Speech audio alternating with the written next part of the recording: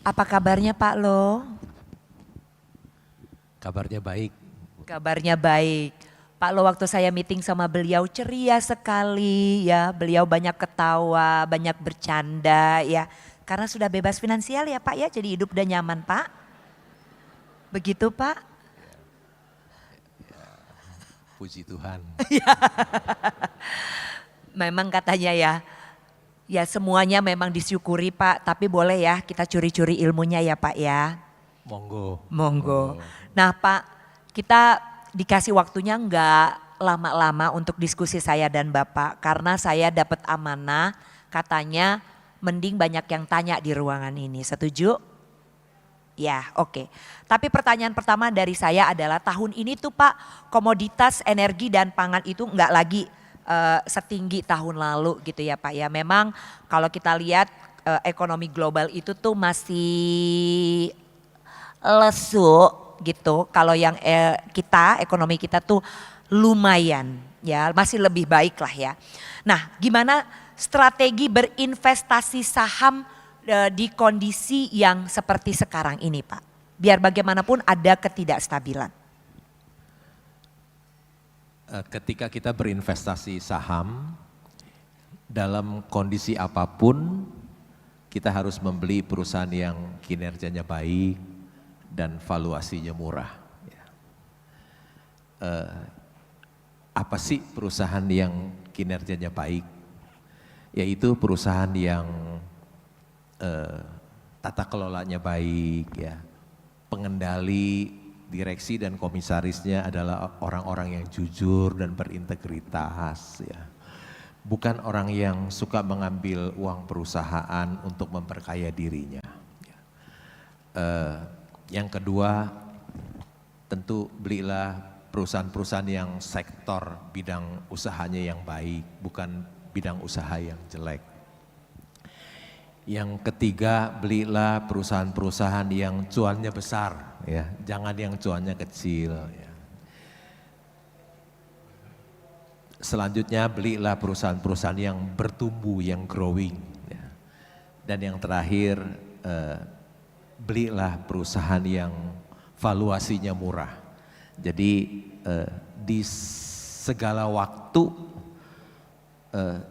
strategi investasi kita tidak berubah, yaitu membeli perusahaan yang bagus dan murah. Tidak boleh meleset dari itu. Nah itu sulitnya ngelihat perusahaannya bagus apa enggaknya itu Pak. Nah kita kadang-kadang melesetnya di situnya. Kan tadi Bapak bilang beli perusahaan baik. Nah ini nggak ngerti mana yang baik mana yang enggak. Beli perusahaan yang cuannya banyak. Nah ini lagi ya yang kita dengar-dengar cuannya banyak nggak tau-taunya zong gitu kan. Jadi nih Pak pertanyaannya Bapak tuh saya pernah mendengar bahwa Bapak katanya nggak pakai analisis technical gitu.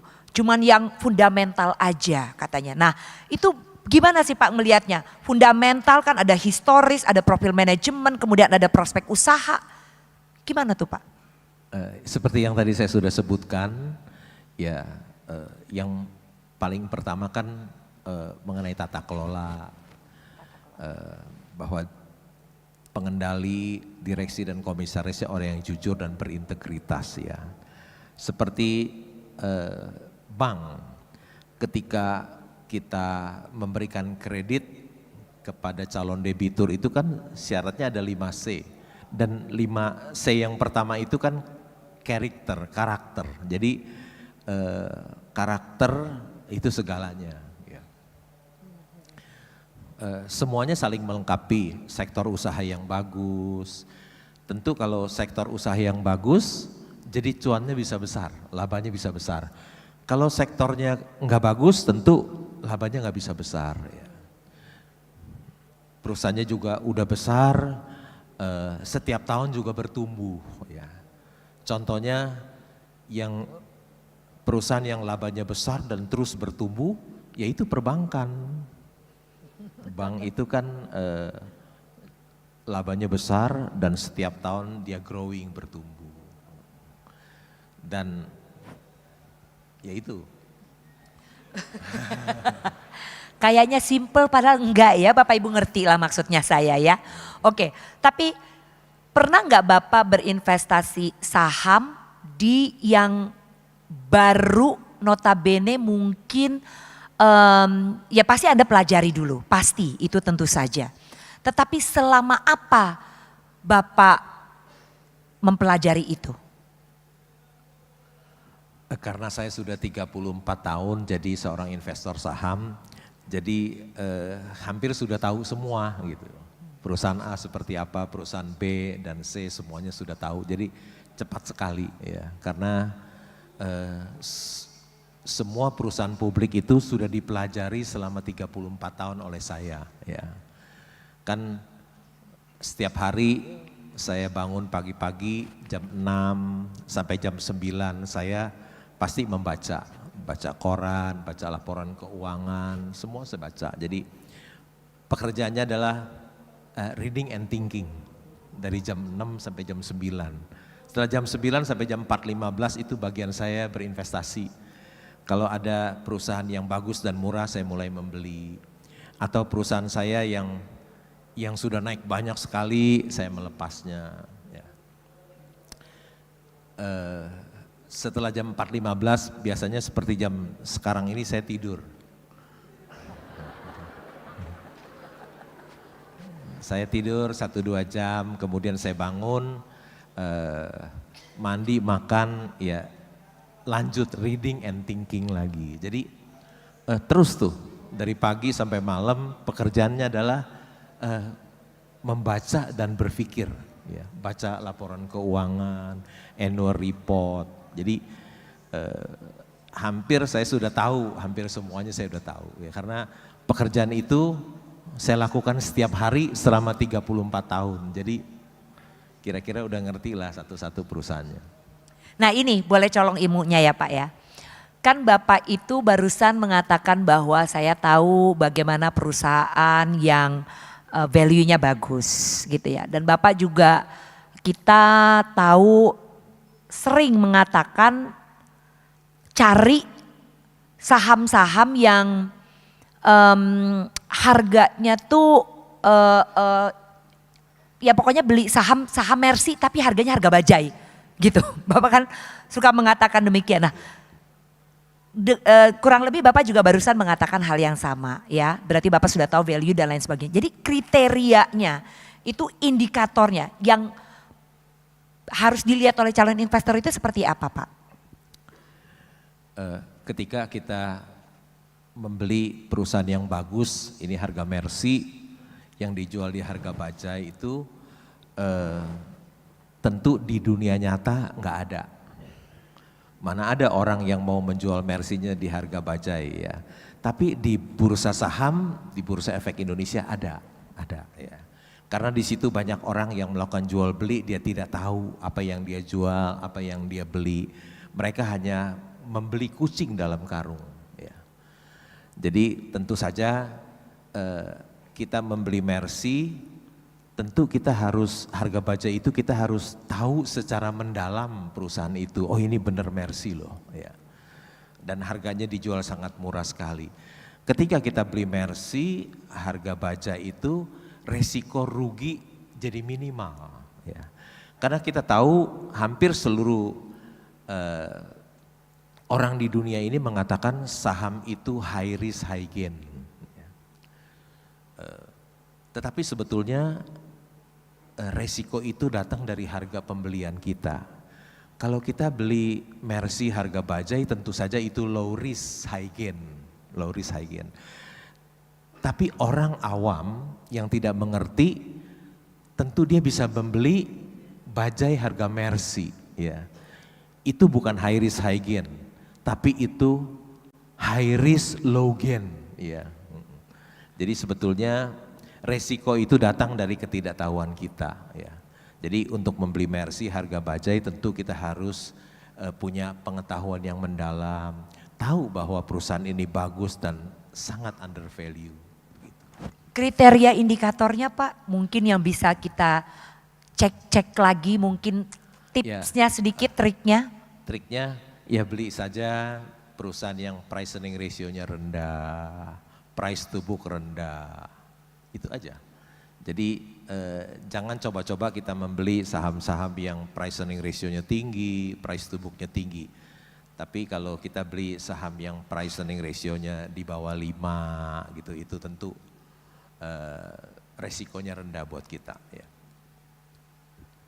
Waktu kemarin itu pada saat pandemi harga saham ya Bapak Ibu itu kan banyak yang turun gitu ya Pak ya. Dan Robert Kiyosaki juga mengatakan katanya kalau misalnya pengen investasi saham ya baiknya pada saat krisis ekonomi gitu katanya. Nah menurut Bapak bagaimana? Karena di saat inilah, di saat harga-harga saham ini sedang terpuruk, di saatnya kita belanja saham. Perkataannya benar, ya tentu ketika krisis itu harga saham murah, ya murah-murah. Tentu itu bagi kita membeli perusahaan bagus yang harganya murah itu adalah peluang emas buat seorang investor, di mana dia bisa membeli satu perusahaan yang bagus dengan harga yang murah, itu peluang emas. Tapi sebetulnya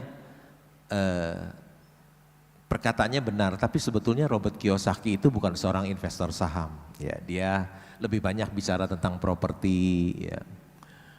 Misalnya dia mengajarkan orang untuk membeli properti dari hutang, kemudian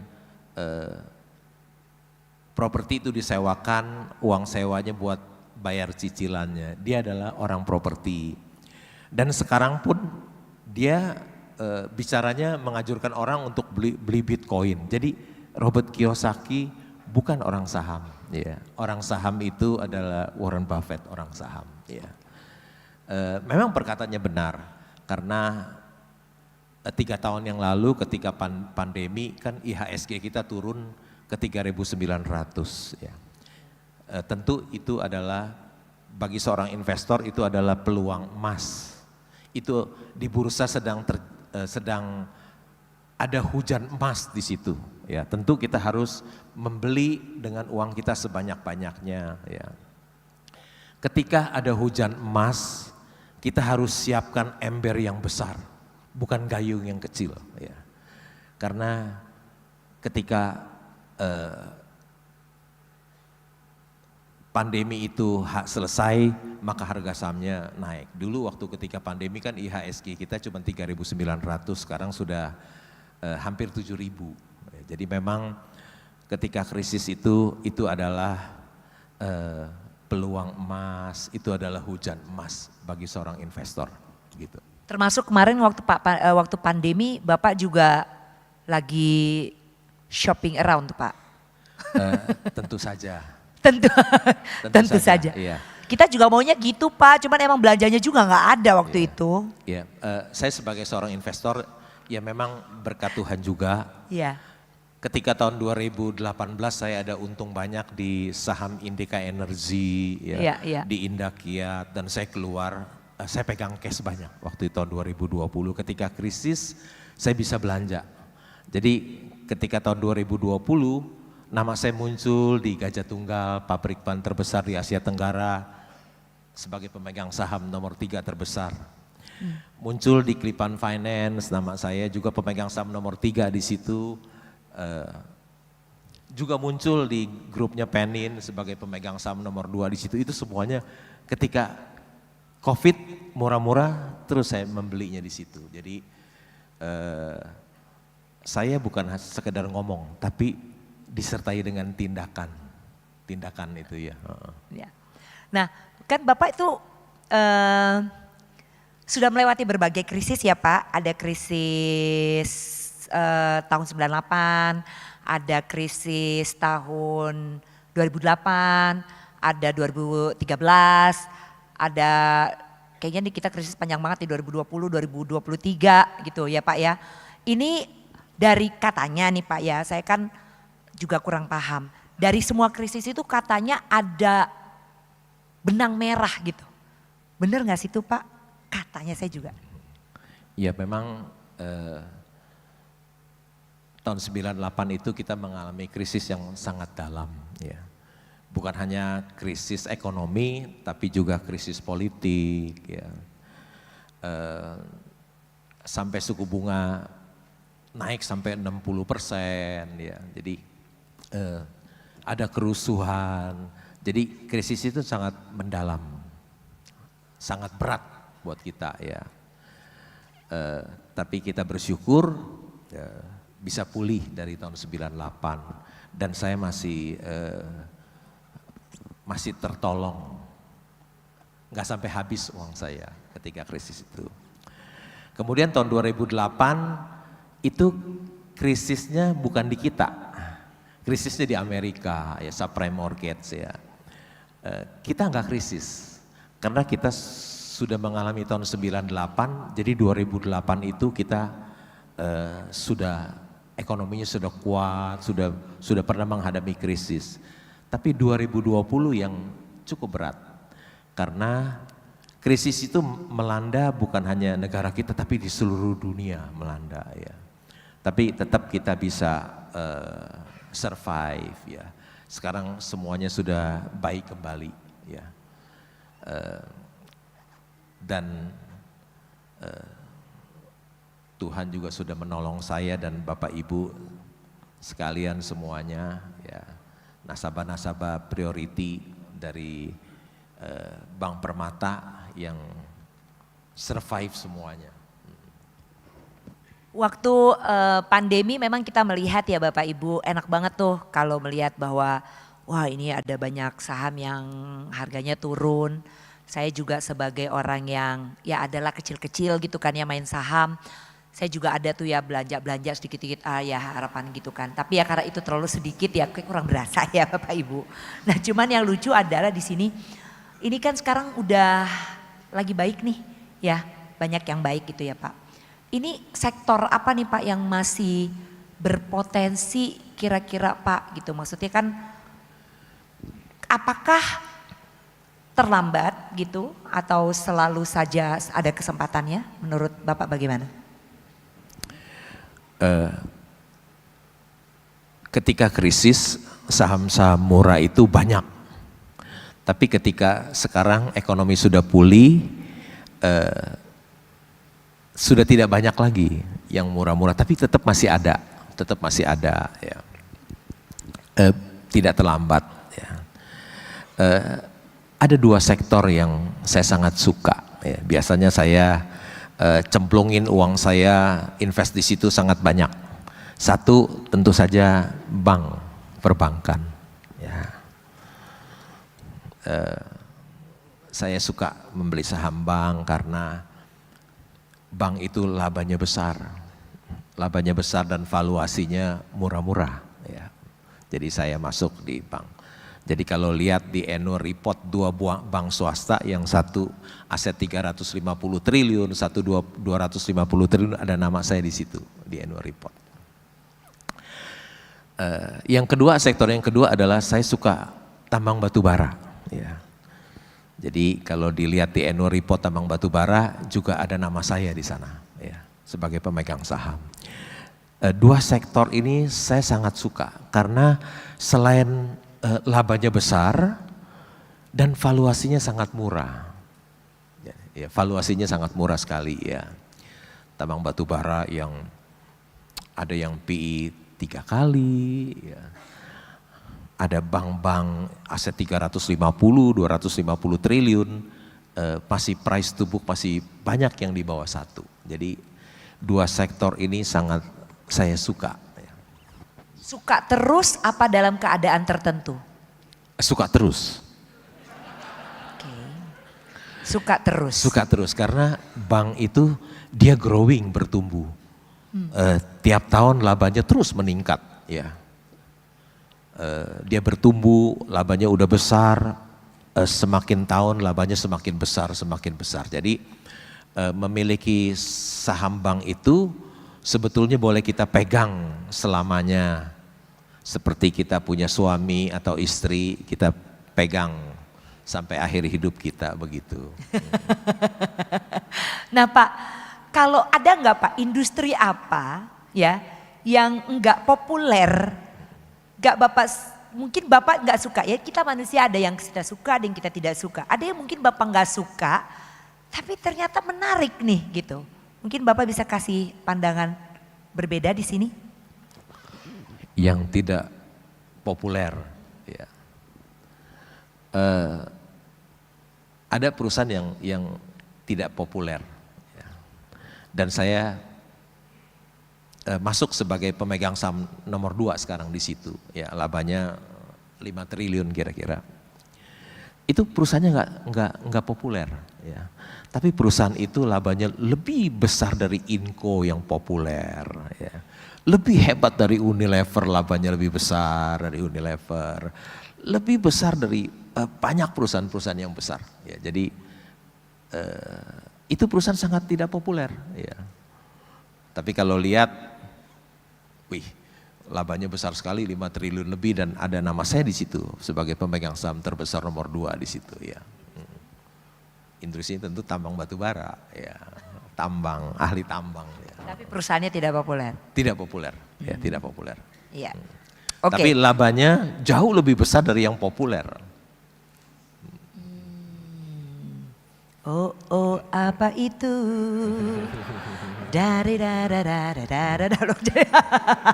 Perusahaannya bisa lebih besar dari Inco, labanya lebih besar dari Unilever dan lain-lain. Oh, banyak deh semua. Kalau 2 perusahaan itu aja labanya kalah, apalagi yang lain kan. Oh, gitu ya Pak ya. Oke. Oke, nah Pak, menarik bahwa Bapak itu seorang value investor dan Bapak sangat, ya ini adalah investasi yang Anda banyak menghabiskan waktu ya ini. Ya bisa dikatakan jadi akhirnya Bapak jadi full time saham, investor saham ya Pak ya, bisa dikatakan demikian. Iya. Nah, kalau ada teman-teman kita Pak di ruangan ini yang mau mengikuti jejak Bapak, ya, mau menjadi full time investor juga, apa yang perlu diperhatikan, apa yang perlu dipersiapkan Pak? Yang perlu dipersiapkan nomor 1 uang.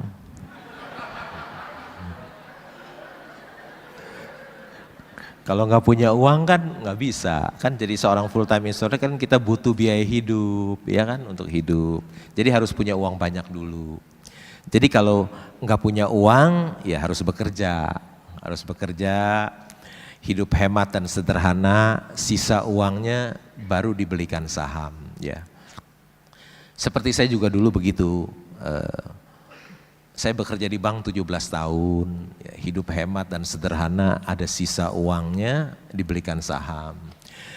Tentu kalau mau jadi full time dia harus punya uang yang banyak dulu. Karena kalau dia tidak punya uang banyak, nanti modal dia akan tergerus oleh biaya hidup. Habis, kemakan, ya. Tentu yang kedua dia harus punya kemampuan, pengalaman, ya. Jadi harus punya uang dan punya pengalaman, punya kapasitas seperti itu. Jadi kalau punya uang hanya sedikit, ya janganlah, lebih baik bekerja untuk biaya hidup. Karena kalau uang sedikit jadi full time investor, habis, tergerus oleh biaya hidup. Apalagi kalau orangnya boros, cepat habis uangnya.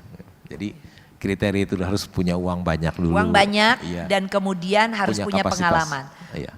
Ya it's safe to say bahwa full time investor itu ya harus diawali dengan kesadaran bahwa Anda sudah harus betul-betul ready secara finansial dulu. Jadi ini bisa dilakukan bertumbuhnya pada saat Anda bekerja dulu gitu ya, untuk bisa menjadi full time. Yes, nah waktu itu Bapak di usia berapa itu Pak mulai bermain saham? Saya mengenal saham sangat terlambat. Terlambat? Terlambat, iya. Saya mengenal saham ketika usia saya 30 tahun. Ya, sekarang kan usia saya 64, jadi saya baru tahu saham itu 34 tahun. Ya. Jadi mulainya telat, umur 30. Coba kita lihat Warren Buffett. Dia sudah membeli saham ketika usianya 11 tahun. 11 tahun. Kalau saya telat 30 tahun baru tahu saham itu apa. Kalau nggak telat sama kayaknya. Walaupun sekarang juga udah deket ya Pak. Semoga. Begitu Pak. Tapi tetap bisa ya Pak ya keberhasilan itu dicapai. Kunci, tadi kan di awal saya sempat mention mengenai bagaimana berinvestasi ini tuh musuh terbesarnya adalah diri sendiri.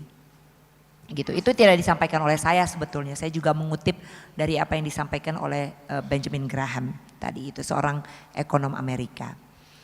Nah, adalah orang tuh selalu emosional. Emosional di sini tuh menurut Bapak lo seperti apa Pak emosionalnya? Orang yang emosional itu biasanya dia tidak tahu apa yang dia beli. Kalau dia tahu apa yang dia beli, tentu dia tidak emosional, dia tenang saja. Ya. Bagaimana supaya kita tahu apa yang kita beli, sehingga kita tidak emosional, yaitu kita harus baca annual report.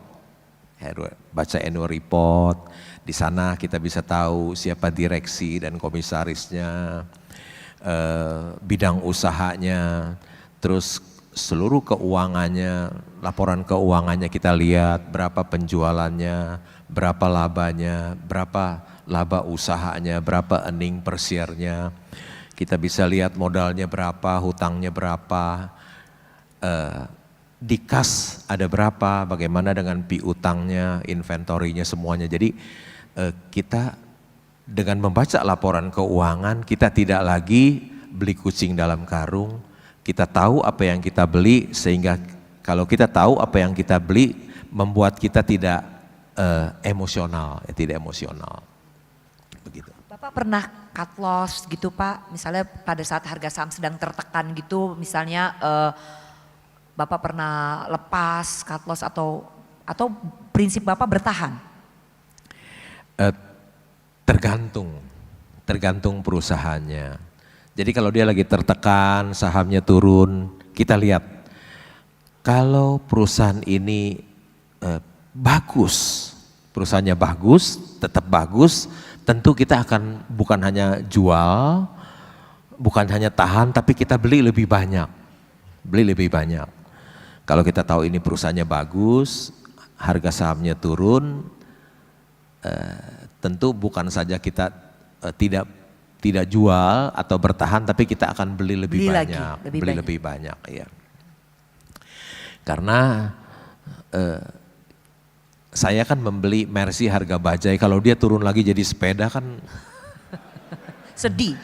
Dorong semua lah, duit tambah lebih banyak. Ya, hitung-hitung kita berpikir positif aja, enak ya, saya nggak minta diskon dikasih diskon loh, beli lebih banyak begitu. Kecuali saya lihat perusahaan ini begitu jelek ya, yang dahulu saya anggap orangnya ini orang yang jujur dan berintegritas, ternyata saya keliru. Ya. Banyak uang perusahaan yang hilang, rasanya ini nggak ada harapan lagi, itu saya jual. Jadi tergantung kinerja perusahaan itu. Ya. Oke baik Pak. Saya tadi sudah diingatkan Mbak Ivi, kita bisa sesi tanya jawab yuk gitu, karena memang di sini rupanya kesempatan untuk Anda bertanya kepada Bapak Lo Keng Hong tuh, oh sabar Mas, belum suruh dia udah tunjuk tangan, udah deh, gitu. Tapi gak apa-apa, saya senang antusiasmenya. Siap-siap aja Mas di situ, langsung kamu. Ya kamu yang di belakang tadi tunjuk pertama, iya siap-siap di situ. Jadi ya boleh, karena memang kesempatan untuk bertanya banyak orang kok di sini. Ya yang di belakang dulu itu satu tadi. Enggak, yang di belakang satu itu. Iya kamu yang di belakang. Mas nanti dulu, tunggu. Yang itu, ya oke. Dia, karena dia pakai nafsu. Nafsu itu kalau anak zaman sekarang ngomongnya enggak nafsu, passion. Jangan, saking nafsunya lu lewat. Salah, itu dia mic-nya. Say, aduh. Nah itu bahasa yang tua kayak saya ngomongnya nafsuan. Kalau anak zaman sekarang bilangnya passionate ya. Oke, silakan. Baik, terima kasih. Nama saya Arif, saya dari Jakarta Selatan. Nama siapa tadi? Arif, AR. yang ingin saya tanyakan kepada Bapak. Tadi Bapak sempat bilang Bapak lama ikut bergabung di saham, join di saham. Nah, ketika Bapak join, langkah apa yang pertama Bapak pikirkan sehingga Bapak, oh ikutlah saham gitu. Kemudian resiko apa yang sudah Bapak pelajari selama mengikuti saham? Baik, terima kasih. Terima kasih Arif ya. Oke, silakan kembali. Langsung langkah. Iya. Oke, langkah apa kan katanya Bapak terlambat nih Pak di umur 30 baru join.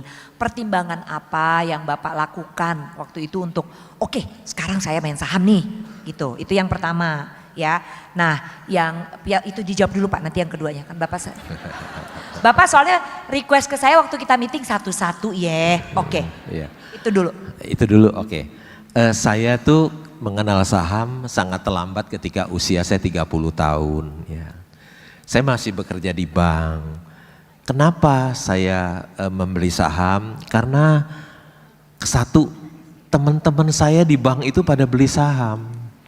Jadi saya ikut-ikutan beli gitu ya. Terus berarti saya beda lihat, sama prinsip Bapak yang tadi dong. Beli dengan tahu gitu kan. Tadi kan Bapak ngomong begitu. Yang awal-awal nggak gitu ya Pak? enggak dong, kan nggak tahu apa-apa dulu, cuman ikut-ikutan. Pertama kali kan ikut-ikutan teman, beli ya beli kucing dalam karung, kan orang baru nggak ngerti apa-apa, jadi ikut-ikutan teman. Cuman saya suka lihat di koran, ini perusahaan ini go public 7.000, sekarang saya lihat harga sahamnya 30.000, wih menarik sekali ya, ada keuntungan yang sangat besar.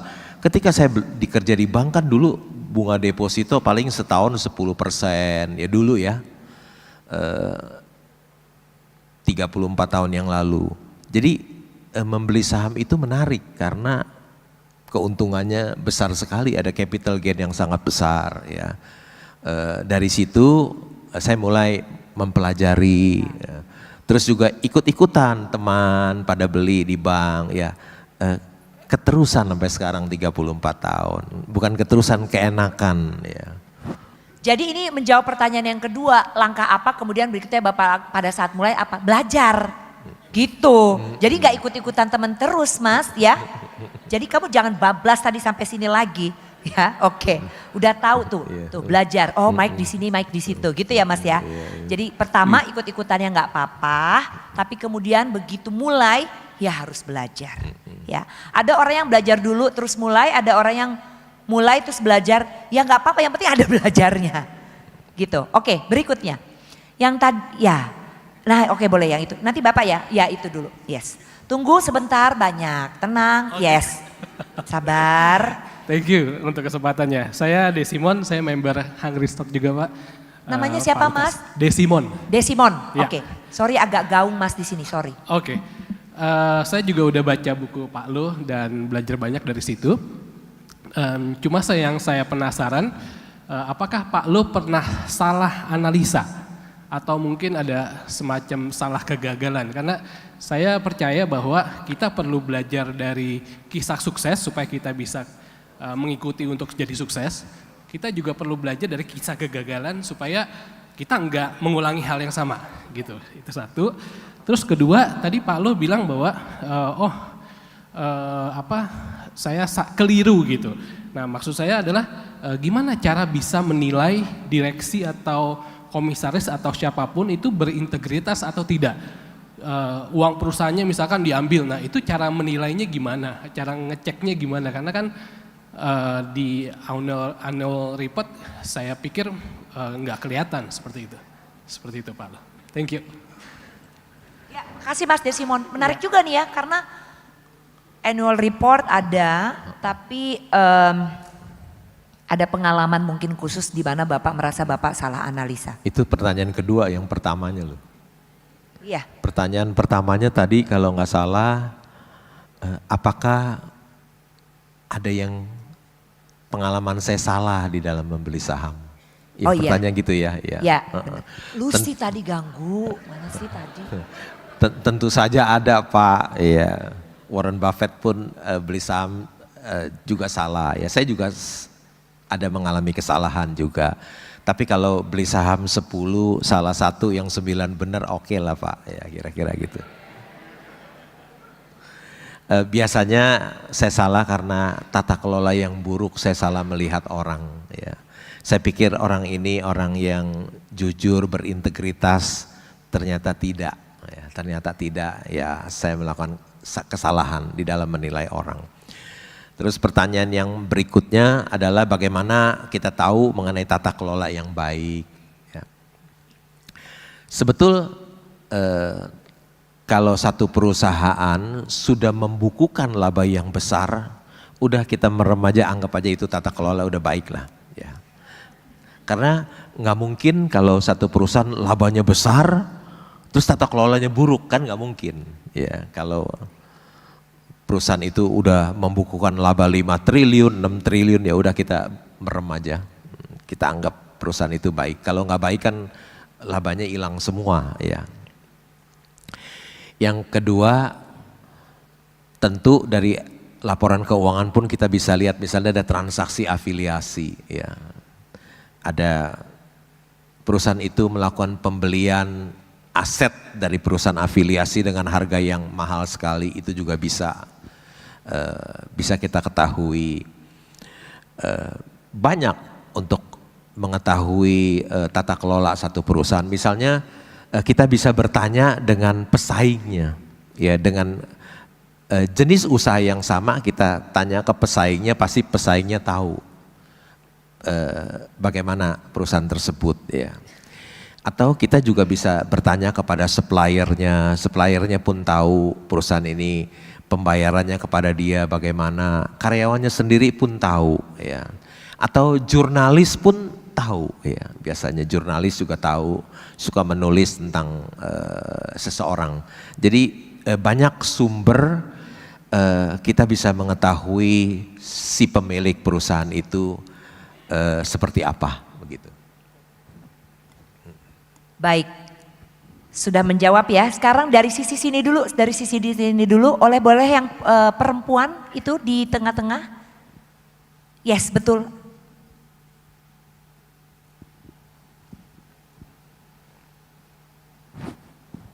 Selamat sore, nama saya Jenny, asli Surabaya. Saya mau tanya ke Pak Lo, kalau yang praktikal aja, kalau misal punya uang 1M gitu, pilih 5 saham terbaik, apa alasannya kenapa dan prediksi kedepannya gimana? Punya budget 1M. Ya, misalnya. Ya, misal 1M. Terus sahamnya yang mau investasi saham yang terbaik apa gitu? 3 pilih 5 lah mungkin. Hah? 3 sampai 5. 5? 3 sampai 5 saham. 3 sampai 5. 3 sampai 5 saham yang oke buat investasi gitu. Depannya ya. Oke? Oke, straight to the point. Demen saya sama yang kayak begini. Langsung aja. Saya demen. Karena kan katanya perempuan itu suka dituduh menjadi makhluk yang katanya suka belok gak nyampe tujuan. Ini langsung ke tujuannya. Terima kasih Ci, luar biasa. Oke, boleh duduk ya. Oke. Benar Pak,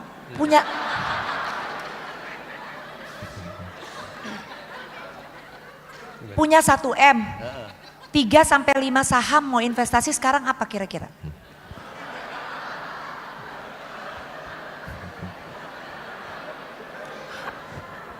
Nanti kalau saya sebut sahamnya melonjak gimana? Iya.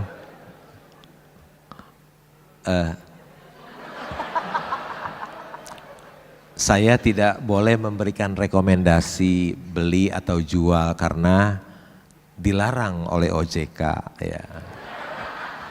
Tidak boleh. Industrinya aja Pak. Ya enggak? Industrinya aja. Tadi kayaknya ada industri favorit Bapak 2. Perbankan, tambang, batu bara. Iya. 3 lagi Pak. Hah? 1 lagi Pak. Tambang batu bara, lalu perbankan. 2 aja cukup lah. Masa duit 1 miliar minta sahamnya banyak-banyak. Tahu nggak? Warren Buffett beli saham Apple, itu nilainya 160 miliar dolar loh satu saham. Ya. Kalau kali 15.000 itu kira-kira 2.400 triliun dia investasi hanya di satu saham. Ya. Jadi kalau saya udah sebutin 2 sektor dari uang 1 miliar udah lebih dari cukup tuh. Begitu ya, Mbak. Terima kasih banyak. Berikutnya di sebelah sini dulu. Yes, Anda yang pakai kacamata boleh. Yes. Sebentar ya, sabar. Loh, kok dua-duanya maju iki? Piye? Sweet. Tunggu, satu ini dulu. Ya, sabar ya. Oke. Tes. Oke. Terima kasih Pak atas kesempatannya dan luar biasa juga ya tadi materinya ya. Apalagi terkait valuasi itu Pak. Nah, saya Wisnu Pak mau bertanya. Tadi kan Bapak udah jelasin tuh Pak untuk teknik valuasi itu kan yang Bapak gunakan adalah PBV, price book value dan price earning ratio tuh Pak. Mungkin mau sedikit kepo nih Pak. Alasannya kenapa menggunakan teknik valuasi PBV dan price earning ratio Pak, kan padahal itu ada teknik valuasi lain Pak, misalnya menggunakan dividend discount, kemudian price to sales ratio. Kenapa lebih tertarik menggunakan PBV dan price earning dan untuk penggunaan PBV dan per ratio ini untuk seluruh sektor atau hanya sektor tertentu saja Pak? Terima kasih banyak Pak. Terima kasih untuk pertanyaannya. Ya, memang kalau kita melakukan valuasi menggunakan price earning ratio dan price to book itu sangat sederhana dan sangat mudah. Ya. Untuk seorang lulusan SD saja dia sudah bisa menjadi seorang investor saham yang hebat, ya, karena valuasinya hanya menggunakan price to book dan price earning ratio, ya, sangat sederhana. Tidak memakai discounted cash flow, tidak memakai EV/EBITDA, ya, itu sangat sederhana sekali. Sebetulnya semua orang bisa menjadi seorang investor saham yang hebat, karena yang diperlukan hanya tambah, kurang, bagi, kali, dan prosentase, ya.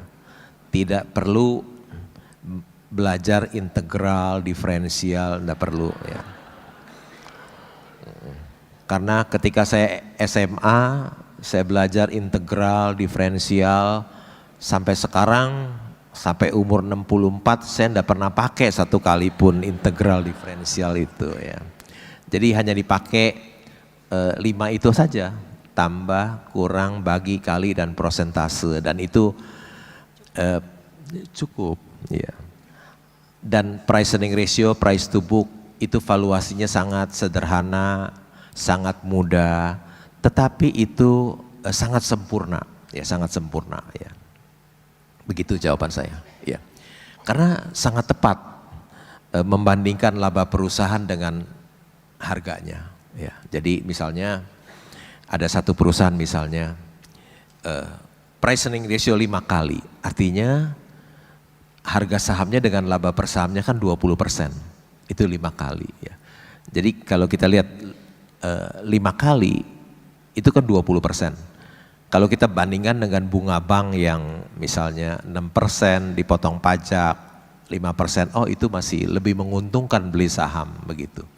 Karena price earning ratio 5 kali itu sederhana tapi sangat akurat. Begitu. Ya. Menjawab, Mas? Yes, thank you. Oke, yes. Ya Anda silakan. Selamat sore Pak Lo. Ya, selamat sore. Nama saya Simon. Pertama-tama minta maaf dulu Pak karena mengganggu Bapak jam tidur sore ya Pak ya. Oke. Bapak berkali-kali bilang cari saham itu yang wonderful price at the wonderful company. Tapi juga beberapa kali Bapak, saya mendengar berita Bapak bahwa ketika harganya bagus Bapak lepas. Nah, tapi di satu sisi Bapak juga sering berkata saya tidur aja karena setahun ini saya bisa dapat dividen dari satu perusahaan dividennya aja ratusan miliar gitu ya. Jadi kalau boleh pilih Pak, Bapak lebih mementingkan dividen atau capital gain? Ini pertama. Terus kedua, 3 bulan, mungkin 2-3 bulan lalu saya ketemu Bapak di satu pernikahan, kita ngobrol sebentar, pas pulang saya agak kaget karena mobil Bapak, ya mohon maaf ya, lebih murah dari mobil saya. Sampai dalam hati saya berpikir, Bapak ya di berita-berita diberitakan punya uang atau aset berupa saham itu triliunan, tapi hidup begitu sederhana. Terima kasih Pak.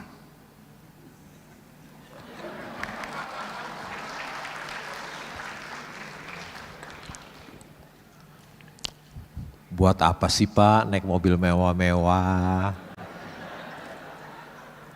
Saya termaksud orang yang tidak suka naik mobil mewah, ya. Karena mobil mewah itu kan jadi semua orang tahu kita orang kaya.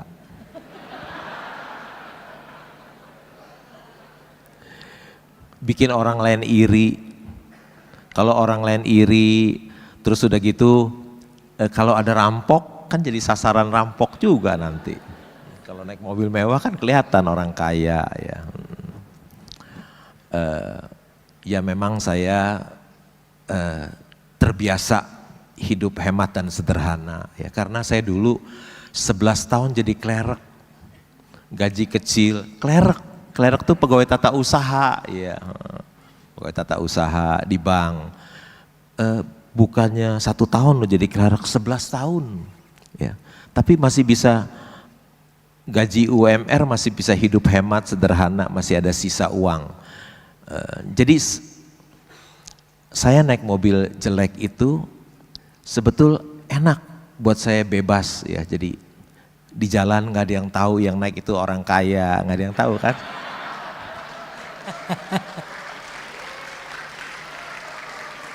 Hidup lebih bebas ya. Tadi pertanyaan pertamanya apa ya, saya lupa. Pertanyaan pertamanya tadi apa ya tadi? Pertanyaan bagus nih. Lebih pilih dividen atau capital gain? Ketika saya membeli satu perusahaan, mau pilih dividen approach atau mau capital gain approach ya. Saya termasuk orang yang capital gain approach, pendekatan capital gain. Contohnya, saya pernah jadi pemegang saham terbesar nomor 2 di Panin loh. Nggak ada yang tahu kan? Taunya Pak Mukmin aja nomor 2, siapa nggak ada yang tahu? Saya pemegang saham terbesar nomor 2 di Panin. Panin pernah bagi dividen nggak? Enggak. Berpuluh-puluh tahun nggak bagi dividen, tapi saya beli. Kenapa? Karena valuasinya sangat murah sekali. Ya, valuasinya sangat murah sekali. Meskipun ada orang hebat yang mengatakan kepada saya, lu beli saham Panin nggak bakalan kasih lu cuan. Ya. Karena kinerjanya bagus, terus valuasinya murah, saya membeli, nggak bagi dividen. Tapi tiba-tiba ada isu Panin mau diakuisisi oleh Jepang, sahamnya naik loh, saya jual semuanya, habis saham saya, habis ya. Saya orang yang capital gain oriented ya. Misalnya tadi ada orang Bank Permata tuh yang mantan orang Indika Energy ya. Dia tahu saya pemegang saham nomor 4 terbesar di Indika Energy ya. Sahamnya dari 100 saya beli waktu tahun 2016 ya. Karena harga batu bara $50 per ton, lagi susah tambang batu bara, saya masuk. Saya tahu kalau membeli komoditas hari ini 50, besok bisa naik ke 100 ya. Saya membeli, 2 tahun kemudian harga batu bara jadi $100 per ton. Harga sahamnya dari 100 jadi 4.000 dan saya keluar ya. Saya mendapatkan keuntungan yang besar di Indika Energy, dan tadi Pak siapa itu? Orang human capital dari Bank Permata, dulunya human capital di Indika Energy. Jadi saya adalah orang yang lebih pendekatan dari capital gain daripada dividen. Tapi saya juga senang terima dividen ya. Ada satu tambang batu bara belum lama kasih saya dividen 45 miliar, lumayan. Nggak dipotong pajak lagi. Dividen kan nggak dipotong pajak. Ya. Jadi capital gain oriented, tapi kalau dikasih dividen saya terima juga ya. Terima juga. Oke, saya tadi mau nanya dulu, tapi tunggu sebentar karena Ibu Melisa, Direktur Utama dari Permata Bank juga ingin bertanya kepada Bapak Loh Keng Hong. Wow, menarik sekali. Kita berikan tepuk tangan untuk Ibu Melisa yang mau bertanya. Wah, Ibu deg-degan nih. Selamat sore Pak. Selamat Boleh ya sore. Pak bertanya? Ya. Ya, mungkin pertanyaan saya berhubungan dengan pertanyaan yang terakhir. Jadi Bapak tadi sudah menjawab bahwa Bapak lebih tertarik saham yang memberikan capital gain dibandingkan dengan dividen. Dan saya kemudian juga menghubungkan dengan tadi Bapak menyampaikan Bapak suka sektor perbankan ya Pak. Dan mungkin Bapak juga bisa memberikan edukasi juga nih kepada semua nasabah Bank Permata, apa hubungannya antara dividen, capital dengan saham perbankan. Itu satu Pak yang mungkin saya minta tolong untuk diedukasikan. Kemudian yang kedua, bagaimana menurut Bapak mengenai saham-saham digital bank Pak, digital only banks, valuationnya, terus kemudian Bapak apa yang Bapak harapkan dari saham-saham dari digital bank dibandingkan dengan saham dari bank-bank yang konvensional. Mungkin itu aja Pak pertanyaannya. Bu, mohon maaf, pertanyaan pertamanya apa Bu? Tadi lupa. Itu bukan pertanyaan Pak yang pertama. Iya, tolong diedukasi bukan pertanyaan. Edukasi mengenai dividen, capital gain dan hubungannya dengan saham perbankan Pak. Gitu. Ya. Silakan Pak. Ya. Ibu Melisa, terima kasih untuk pertanyaannya. Saya juga lupa tadi. Berterima kasih kepada Ibu Melisa Rusli, kepada Ibu Jumairia Tentrem ya yang sudah mengundang saya. Tentu saja ini satu kehormatan bagi saya bisa berbagi kepada nasabah-nasabah priority dari Bank Permata. Ya. Ibu Melisa tanya saya mengenai bank digital. Ya. Saya nggak punya Bu saham bank digital. Kenapa saya tidak membeli bank digital? Karena asetnya kecil Bu, hanya kira-kira 20 triliun ya. Sedangkan seperti Bank Permata kan perusahaan besar, asetnya 250 triliun. Tentu saya yang pernah bekerja di bank 17 tahun sangat tidak mudah untuk mengembangkan bank aset 20 triliun jadi 250 triliun itu sangat tidak mudah ya, sangat tidak mudah. Apalagi sekarang lebih sulit lagi ya. Kesatu itu bank digital itu bank-bank kecil kelas 20 triliun. Yang kedua valuasinya mahal-mahal selangit. Tentu saya tidak akan bisa membeli ya. Jadi kalau saya biasa membeli Mercy harga bajai, itu bajai harga Mercy. Jadi saya tidak membeli Bu ya. Saya cuma membeli sekarang bank-bank swasta yang asetnya 250 sampai 350 triliun. Jadi kalau Bapak Ibu periksa di website bank tersebut ada nama saya ya di situ. Begitu Bu Melisa, terima kasih untuk pertanyaannya. Ya. Sudah menjawab ya Bu ya? Sudah menjawab langsung dua-duanya ya Bu ya. Tapi Pak sebelum kita ke pertanyaan dulu sebentar. Jadi Bapak menikmati hidupnya tuh piye ta Pak? Loh kita ini berada di satu wealth wisdom dengan tema harmonious wealth journey. Bapak katanya nggak mau naik mobil mewah karena katanya nggak suka aja. How do you enjoy your life? Saya sangat menikmati hidup saya. Kenapa? Saya sangat menikmati karena duit banyak, kerjaan nggak ada, enjoy bener saya. Ibu Melisa, Ibu Mariam itu orang super sibuk. Kalau saya kan hidupnya nikmat sekali. Kerjaan nggak ada, duit banyak, nikmat itu. Makanya tadi kata Mas Firmon, sorry ganggu waktu tidur sorenya ya. Karena jam-jam segini biasanya Bapak bobo ya Pak ya. Iya karena menjadi seorang investor saham adalah salah satu pekerjaan terbaik di dunia. Ya. Kalau orang lain mendapatkan uang harus bekerja keras, bekerja cerdas. Tapi saya seorang investor saham, saya tidur saja bisa menjadi kaya. Kenapa? Karena saya punya wonderful company tadi yang disebut itu. Wonderful company itu yang bisa menjadi mesin pencetak uang buat saya. Ya. Jadi karena saya sudah memiliki saham dari wonderful company, saya tidak perlu lagi bekerja, hidup saya santai tiap hari. Ya. Kalau saya diundang di universitas misalnya ya, pasti diminta kurikulum vitae. Saya bilang, oh kurikulum vitae saya gampang.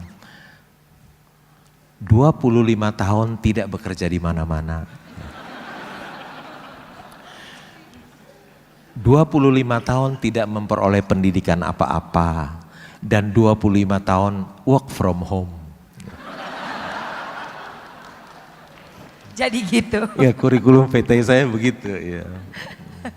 Oke, kita lanjutkan kembali. Silakan yang di belakang tadi. Ya Mas. Oke.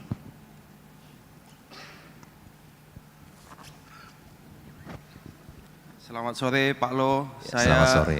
Rio. Saya mau mulai dengan quote-nya dari Warren Buffett karena saya tahu Pak Lo suka Warren Buffett gitu ya. Warren Buffett pernah bilang, no matter how great the talent or effort, something just take times. Ya, you can produce a baby in 1 month by getting 9 women pregnant. Jadi sometimes ya semua tuh ada proses pembelajaran gitu ya Pak Lo. Nah pertanyaan saya, di dunia investasi menurut pengalaman Pak Lo, perbedaan apa yang Pak Lo rasakan misalnya sekarang dibandingkan misalnya 20 tahun lalu? Apa wisdom yang Bapak rasakan ya sangat berbeda gitu dulu dan sekarang? Karena saya rasakan mungkin sekarang zamannya serba instan gitu ya, banyak orang yang pengen menjadi Lo Keng Hong dengan ikut kelas seminggu 2 minggu gitu, tapi mungkin kan nggak bisa seinstan itu gitu. Jadi apa yang Bapak rasakan atau Bapak bisa share gitu? Terima kasih. Ya. Terima kasih untuk pertanyaannya. Memang ketika kita membeli perusahaan yang bagus, harganya murah, kita menunggu harga yang murah ini kembali ke harga wajarnya. Tadi dikatakan it takes time, perlu waktu untuk menunggu ya. Perlu kesabaran dari kita untuk menunggu ya. Perlu kesabaran. Karena sabar itu ilmu tingkat tinggi ya. Belajarnya setiap hari. Ujiannya mendadak ya. Seringkali mendadak, tetapi investor saham yang lulus dia akan memperoleh cuan yang besar ya. Sabar juga sangat penting dalam kehidupan kita sehari-hari ya. Orang yang dapat sabar menahan amarah, dia akan terhindar dari banyaknya penyesalan ya. Jadi sabar itu sangat penting ya. Bursa saham adalah perangkat untuk memindahkan uang orang tidak sabar kepada orang yang sabar. Bursa saham adalah perangkat untuk memindahkan uang orang tidak sabar kepada orang yang sabar. Jadi kalau Bapak Ibu berinvestasi di bursa saham tapi tidak sabar, hati-hati nanti uangnya, hartanya akan pindah ke orang yang sabar. gitu. Dan wisdom ini tidak ada expired date-nya. Karena tadi ditanyakan Mas Leo adalah apa perbedaan-perbedaan mungkin mengenai time management atau kesabaran yang berbeda yang dulu Bapak rasakan dengan yang sekarang Bapak rasakan. Ya, yang dulu bursa saham itu harganya masih ditulis manual di papan, ya kita harus datang ke Jalan Merdeka, bawa kekeran, beli kekeran, ngeker harga sahamnya masih manual. Tapi sekarang sudah nikmat sekali, kita bisa di rumah saja, harga saham itu ada di laptop kita bisa lihat ya. Semua informasi bisa kita dapatkan melalui di handphone kita ya. Informasinya mudah, semuanya serba mudah ya. Berbeda dengan yang dulu ya. Jadi seharusnya justru lebih mempermudah kita belajar saham. Iya. Ya Pak ya. Asal kita mau membaca ya, membaca. Iya. Nah, itu. Baik, Mas Leo. Ada lagi? Saya masih punya kesempatan. Oke, ada perempuan dulu deh ya. Boleh silakan Mbak. Yes.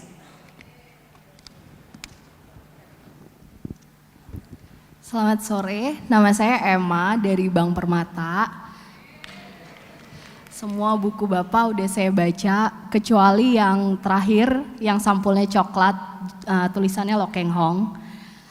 Saya mau nanya, kan sekarang kita mau masuk tahun politik, mau Pilpres 2024. Terus pasti ada sentimen positif negatif. Kalau Bapak itu beli saham atau menganalisis saham itu mempertimbangkan faktor makroekonomi atau hanya mikroekonomi melihat saham itu saja? Itu yang pertama. Yang kedua, saya tuh investor pemula. Saran apa sih yang Pak Lo Keng Hong bisa berikan ke saya? Sama Bapak investasi di saham US atau enggak? Terima kasih. Amerika, saham Amerika. Lupa ada pertanyaannya. Tadi pertanyaannya apa ya pertama? Enggak lupa. Ya. Pertanyaan tadi pertama apa ya? Lupa Pertama, saya. apakah Bapak menganalisis saham melihat makroekonomi? Oh iya ingat ya. Sebentar lagi mau Pilpres. Saya juga jadi ketularan Bapak deh tuh. Ya, ingat. Karena pas waktu meeting sama Bapak ini udah diwanti-wanti banget, pokoknya atuh-atuh Mbak, nanti saya lupa katanya. Banyak yang mesti Bapak ingat soalnya dalam hidup ini ya Pak. Apakah saya membeli saham itu dikaitkan dengan faktor politik, Ya. ekonomi, sosial dan lain? Tidak. Ya. Saya ketika membeli saham satu perusahaan, yang saya lihat hanya kinerja perusahaan itu saja. Ya. Jadi hanya yang mikro saja, kinerja perusahaan itu saja, sama sekali tidak dikaitkan dengan pemilu, dengan ekonomi, sosial dan politik, semuanya diabaikan. Ya. Jadi betul-betul melihat kinerja dan valuasi perusahaan. Jadi kalau ada perusahaan yang bagus, murah, udah saya beli aja. Ya, jadi faktor-faktor ekonomi, sosial, politik, dan pemilu itu semuanya diabaikan oleh saya. Jadi betul-betul saya hanya lihat kinerja dan valuasi perusahaan itu. Kalau murah, bagus dan murah pasti saya beli. Nah itu apakah menjadi saran untuk Emma sebagai investor pemula? Tentu tidak. Seorang investor pemula harus sebelum membeli sebuah perusahaan harus baca annual report. Ya, harus baca laporan keuangan. Tidak boleh kita membeli kucing dalam karung. Ya. Tidak boleh kita hanya dengar dari teman, dari analis, dari pialang sekuritas kita, dari siapapun, apalagi dari influencer tukang pom-pom. Ya. Biasanya mereka pom-pom saham yang valuasinya mahal dan kinerjanya jelek. Ya. Jadi kita harus sebelum membeli saham satu perusahaan kita harus baca annual reportnya, baca laporan keuangan. perusahaan tersebut. Kunci keberhasilan dari seorang investor saham adalah membaca laporan keuangan. Ya. Kunci keberhasilan dari seorang investor saham adalah membaca laporan keuangan. Tidak ada cara lain, tidak ada cara lain. Gitu. Punya saham Amerika, Pak? Enggak punya. Ya, saya hanya berinvestasi di Indonesia saja, di Bursa Efek Indonesia saja. Saya sama sekali tidak mau berinvestasi di luar Indonesia.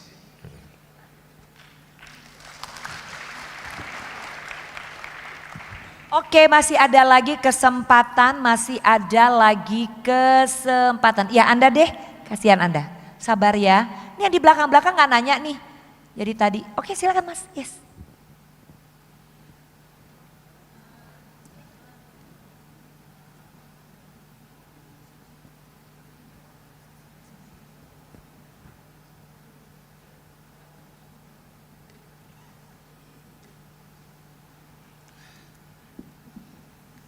Oke, terima kasih Pak Lo.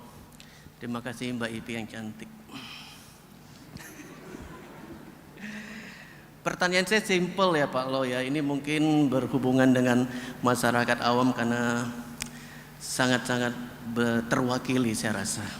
Pertama, sebenarnya untuk menimbulkan motivasi bagi yang buta kayu, wood blind ya kalau nggak salah, untuk beli saham itu seperti apa?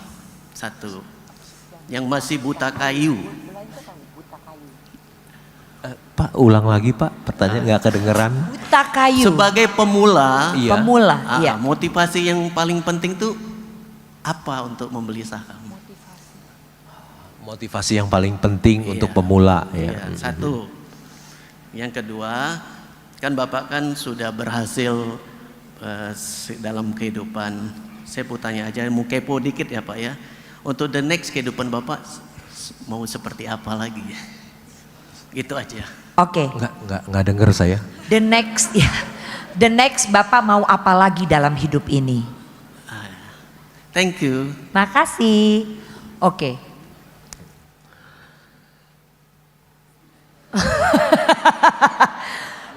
Ya, sebagai seorang pemula, apa yang harus menjadi motivasi untuk supaya tertarik? Mungkin gini intinya, belum tertarik nih beliau ini terhadap investasi saham. Yeah.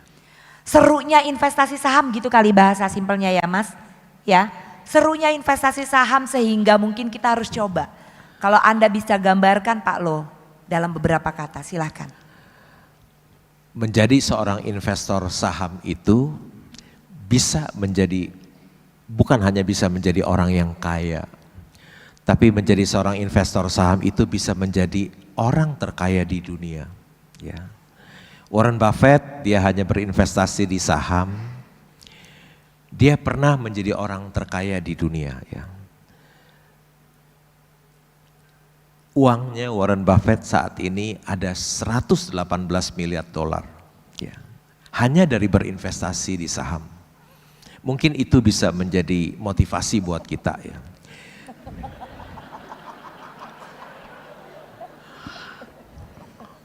Dan kalau kita lihat yang biasa orang-orang usia lanjut itu mereka banyak kesulitan keuangan.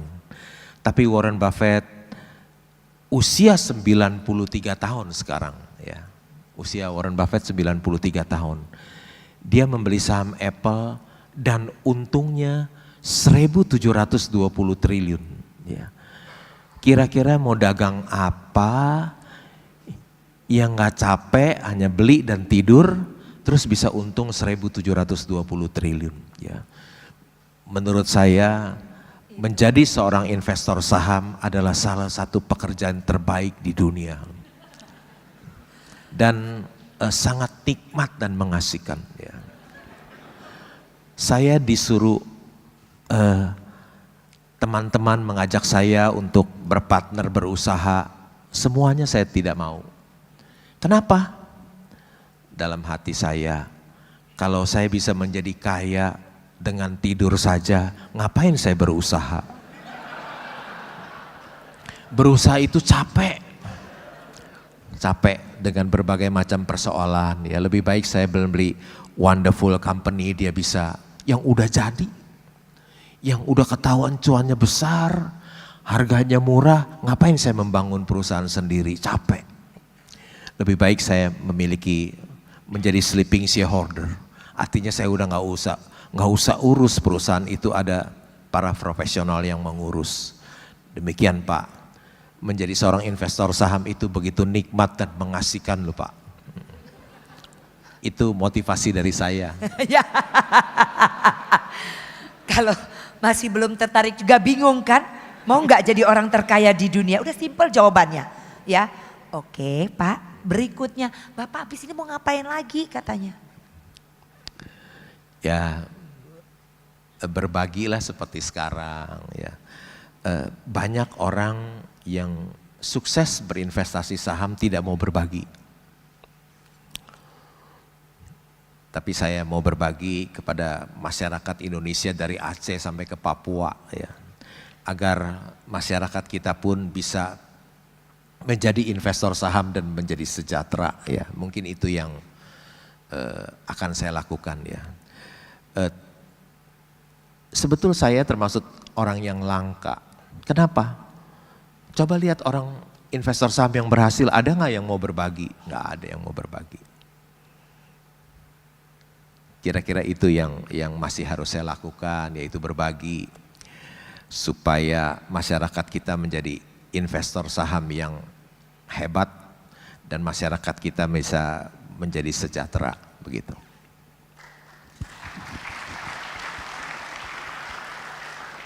Satu pertanyaan terakhir ya.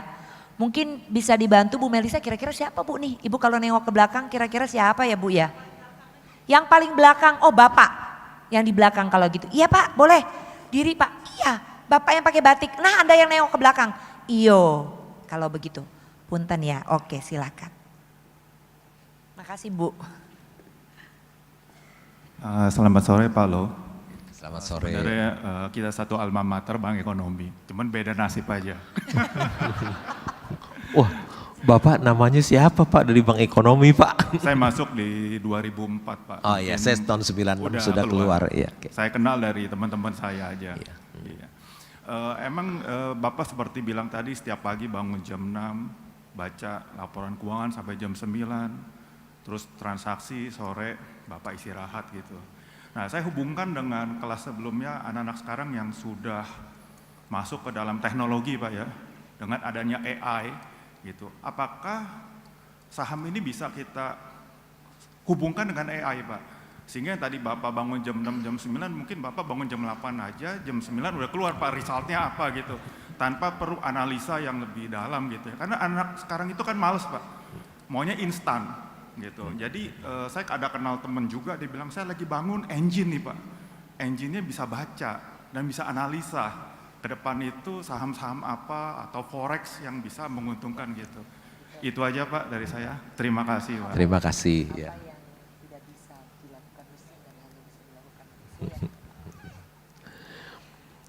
Kebetulan Bapak tanya kepada saya orang yang gaptek. Jadi saya semuanya serba manual ya. Kalau Bapak mau tahu, sama-sama orang Bank Ekonomi nih mantan. Ya. Saya tuh sampai sekarang nggak bisa ngetik loh di komputer. Nggak bisa ngetik di komputer, udah nggak bisa, nggak mau belajar lagi. Cuman saya beruntung ketika saya di bagian marketing ada sekretaris marketing, jadi saya nggak usah ngetik, saya minta tolong dia aja yang ketikin, kan di sekretaris. Ketika saya jadi kepala cabang ada sekretaris, jadi saya kasihin sekretaris saya. Jadi saya sampai sekarang nggak bisa ngetik ya, saya di gaptek. Menurut saya apa yang saya lakukan mungkin tidak bisa digantikan oleh mesin kali ya. Saya juga nggak tahu juga apakah bisa digantikan oleh komputer ya, karena kan setiap hari saya membaca berita, ya. Saya masih langganan koran loh, paper, mungkin udah sedikit orang yang masih langganan paper. Saya masih langganan 4 koran, ya, masih bayar 910.000 sebulan. Ya. Karena sudah baca koran 40 tahun terus berhenti, rasanya kagok pagi-pagi nggak ada bacaan, ya, baca koran, baca di media sosial, baca laporan keuangan, ya 3 jam. Ya. Saya tidak bisa menjawab apakah pekerjaan saya bisa digantikan dengan AI, ya. Saya tidak tahu, ya, karena gaptek soalnya. Begitu Pak. Ya. Justru itu adalah wisdomnya Bapak loh kalau menurut saya, ya. Ketika beliau tidak tahu apa AI itu benar-benar bisa menggantikan manusia dalam menganalisa sesuatu, ya. Beliau mengatakan beliau tidak tahu, dan saya rasa ya terima kasih Bapak mengatakan demikian, karena ya kita juga belum tahu kan ya emang benar-benar apa bagaimana gitu, karena ini AI itu di kita sebenarnya ini bukan barang baru ya Pak Ibu, ya. Cuma kita masih belum melihat tingkat keberhasilan yang bisa dibuktikan sejauh ini gitu, dibandingkan dengan pikiran manusia yang pastinya lebih bisa pakai ya bagaimanapun beliau tadi bicara bagaimanapun kita tetap harus belajar. Begitu ya Pak. Karena ini waktu kita sudah habis.